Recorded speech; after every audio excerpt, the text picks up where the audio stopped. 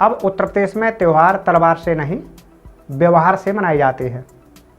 जनता को समझना चाहिए कि उन्हें तलवार चाहिए या व्यवहार। पहले के समय तलवार से त्यौहार मनाए जाते थे, लेकिन जनता जब से समझदारी दिखाते हुए भाजपा को सत्ता में लाई है, तब से व्यवहार से त्यौहार मनाए जाते रहे हैं और यही राम राज्य है। उत्तर प्रदेश में हो रहे उपचुनाव में निषाद पार्टी का एक एक कार्यकर्ता सभी सीटों पर एनडीए को जीत दिलाने जा रहा है। ये बातें कानपुर पहुंचे निषाद पार्टी के राष्ट्रीय अध्यक्ष और उत्तर प्रदेश सरकार के कैबिनेट मंत्री संजय निषाद ने कही। अपनी मिशन और नीतियों को, राष्ट्रवाद को पहुंचा रहे हैं कि आपको तलवार चाहिए और या जो है व्यवहार चाहिए। कि अगर आप थोड़ी सी गलती करते रहे तो तलवार से त्यौहार मनते थे। अब देखो, समझदारी से आपने भारतीय जनता पार्टी बुलाया है तो व्यवहार से त्यौहार मन रहे हैं और व्यवहार से त्यौहार मनने का मतलब यही राम राज है, यही सुख का राज है। कैबिनेट मंत्री संजय निषाद ने कहा कि यूपी में असली पीडीए एनडीए के साथ है। विपक्ष का पीडीए परिवार डेवलपमेंट अथॉरिटी है। भाई भतीजावाद, परिवारवाद विपक्ष का आभूषण बन गया है। जब से पिछड़े समाज के लोगों ने पंजा, हाथी और साइकिल का बटन दबाना बंद किया है, उनको अपने संवैधानिक अधिकार प्राप्त होने लगे हैं।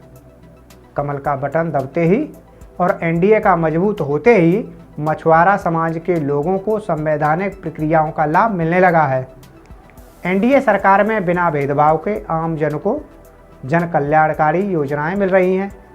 पीडीए यहाँ एनडीए के साथ है और वो पीडीए उनके परिवार का है, जो है ना, कहते हैं परिवार डेवलपमेंट अथॉरिटी है। इस तरीके से हम ये निषादों को कैसे लोग लटकाते रहे, भटकाते रहे, संविधान में मिला हक ये छीनते रहे। कैसे सपा आती थी, हमें पिछड़ी से निकाल देती थी, 80 में बसपा आती थी, उसे रोक देती। 30 साल तक इनको ऐसे लटका के, भाई दिल्ली की जो संविधान की सुरक्षा छीनने वाले ये लोग हैं, इस तरीके से इनको ये मछुआ समुदाय को जान चुके।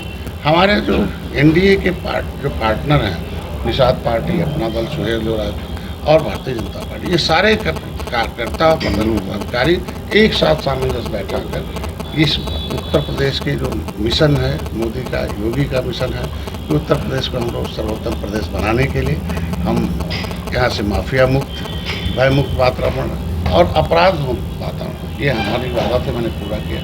जो वादा किया, बिना भेदभाव के हम सभी योजनाओं सबको देंगे, बिना भेदभाव के हम लोग काम कर रहे हैं। ये सबसे बड़ी है उनका भतीजावाद, उनका जो भी काम है। इसलिए मैं आपसे गारंटी कर सकता हूँ, जो तैयारी हम लोगों की है कि हम लोगों को एनडीए का प्रत्याशी बम्पर वोटों से जीतेगा। सपा का जवाब। मंत्री जी, आपने एक सवाल के जवाब में संजय निषाद ने कहा कि सभी धर्म का हम सम्मान करते हैं, स्वागत करते हैं और इसी बात को विपक्ष के प्रत्याशी को भी समझना चाहिए। हिंदू धर्म की आस्था के साथ किसी को भी खिलवाड़ करने की छूट नहीं दी जा सकती। देखिए, आज के दिन में अगर हम कोई आदमी जाकर उनके कुरान पर कोई काम करे तो क्या उन्हें अच्छा लगेगा? कोई ऐसा काम करे? हर एक धर्म का अपना अपना एरिया होता है और धर्म को राजनीति से जोड़ के, ये तो कह रहा ना कि कांग्रेस और सपा बसपा धर्म के जाल में फंसाकर इन पूरे 19% मुसलमान भाइयों को फंसा के सच्चर कमेटी की रिपोर्ट में गरीब बना। अगर मुसलमान को गरीब बनना होगा तब तो उनके चक्कर में आएंगे। अपने बेटे को चाहते हैं शिक्षा, स्वास्थ्य, रोजगार बने, डॉक्टर, इंजीनियर बने, तो भारतीय जनता पार्टी के साथ आएंगे और कहीं इस तरीके का कुछ भी करते रहें, वो कुछ नहीं होने वाला। हमारा प्रत्याशी बम्पर से जीतेगा। आपको एक भी सीट नहीं मिली, इसके जवाब में कहा कि उन्हें एनडीए की जीत चाहिए, सीट नहीं। तो केवल चुनाव ही नहीं लड़ते हैं, बल्कि जनता की चुनौती को स्वीकार करते हैं। उनकी हर समय हमारे कार्यकर्ता खड़े रहते हैं। कोरोना में देखा होगा कैसे लोग घर में घुस गए थे। हमारे जितने भारतीय जनता पार्टी के कार्यकर्ता थे, जहाँ जाकर उनके लिए जिस तरीके से उत्तर प्रदेश को मॉडल बनाया, दूसरे प्रदेशों ने बल्कि दुनिया में कोरोना से कैसे लड़ा गया और जनता के साथ हमारी सरकार खड़ी रही। आज के दिन में हमारी तैयारी है कि हम संगठन जो है, संगठनात्मक रूप से हम एक एक घरों पर पन्ना प्रमुख के माध्यम से हम अपनी योजनाओं को, अपनी मिशन और नीतियों को, राष्ट्रवाद को पहुंचा रहे हैं।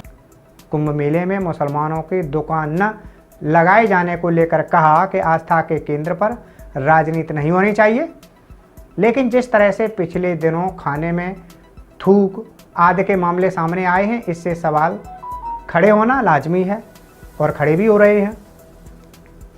कुंभ है, कुंभ में ये हमारी धार्मिक परंपरा है।